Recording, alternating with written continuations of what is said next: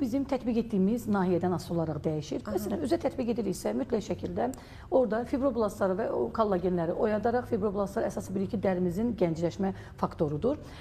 Oyadaraq o mexanizmdə dərinin gəncləşməsini tətbiq edir, təmin edir. Həmçinin patologiyalar, ləkə, akne, post-akne, çapıqlar falan varsa, onların da müalicəsi mütləq şəkildə, yəni kök hüceyrənin ideal bir funksiyası budur ki, bərpa mexanizminə özü zədələnmiş nahiyəni taparaq bərpa edir. Buna malikdir. Diz oynağına tətbiq ediriksə, ən çox tətbiq edirik maye yığılması zamanı və qığırdaq yeyilməsi zamanı. Maye yığılması zamanı bir çox xəstələr, dizlə inanırsınız, efirdən sonra nə qədər xəstələr müraciət edirlər.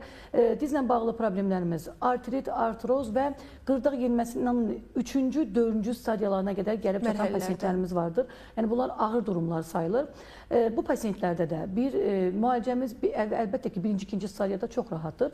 Qığırdağı bərpa etmə qabiliyyətinə malikdir. Bunu tam rahatlıqla deyə bilirik və bərpa da edir. Hətta pasient bunu 6-8 ay sonrasında bir MRT nəticəsilə də yoxlaya bilər təkrar müayinə ilə. Maye yığılması, ağrı varsa bunlar hətta 1-ci həftəsindən düzəlməyə başlayacaqdır. Amma 4-cü stadiyada biraz çətindir. Məsələn, biz 4-cü stadiyada müraciət edən pasientlər 4-cü mərhələdə olursa qığırdaq yeyilməsi, onun da dərəcəsi vardır. Tam mı yeyilibsə, əlbəttə, burada biz 1% olsa bir şey yoxdursa, onu bərpa etmək mümkün deyil. Olan bir şey kök hüceyrə bərpa edə bilər. Amma burada da dərəcəsinə görə pasiyentə diaqnoz qoyuruq. Hətta o gün bir pasiyentimiz yazdı, rentgen MRT əsasında biz ona dedik ki, bəli, sizə 2 seansa nəticə ala bilərik.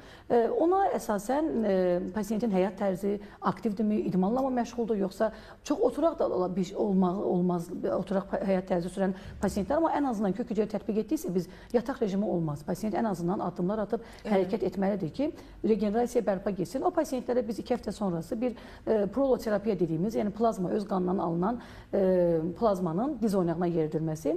Bütün pasiyentlərdə 2 həftə sonrasında mən onu hətta hədiyyə kimi tətbiq edirəm pasiyentə ki, ən azından o da regenerasiyanı biraz da sürətləndirsin.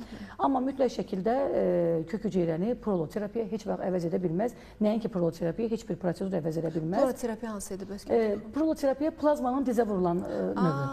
Öz qanımızdan alınan hüceyrəni. Bəli. Yəni o heç vaxt onu əvəz edə bilməz. Əvəz edə bilməz, amma aktivləşdirmək üçün 2 həftə sonrasında, bəzən 1 ay sonrasında pasiyentlərə mən özüm onu hədiyyə olaraq tətbiq edirəm.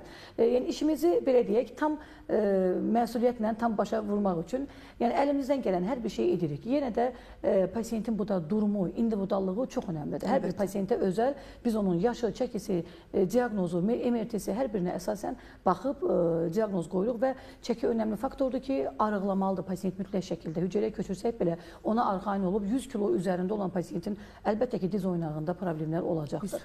Bunları yəni hər birini nəzərə almaq lazımdır. Yəni kök hüceyrə edirik, gedib rahat yataq ki, bu düzələcək. Bu da yoxdur. Ona görə hər bir pasiyentlə biz individual konsultasiya aparırıq, individual müalicə sxemini təyin edirik. Hüceyrə sayıda 50 milyondan başlayaraq 60, 70, 80 milyon ola bilər bir dizdə.